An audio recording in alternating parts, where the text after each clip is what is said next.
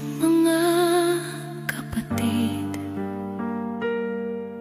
lahat tayo tiwalit makasalanan.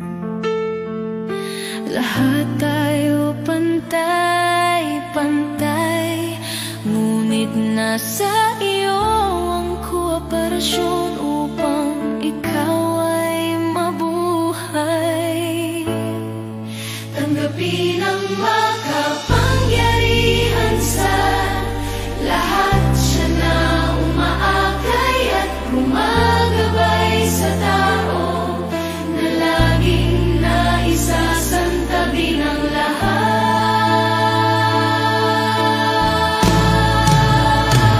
Kumakatok siya sa puso mo, nais mo bang salubungin ang pagbabalik ni Jesus? Kapatid, ang sakuna ay nasa harap mo na. Pagnilayan kung anong panahon na ngayon.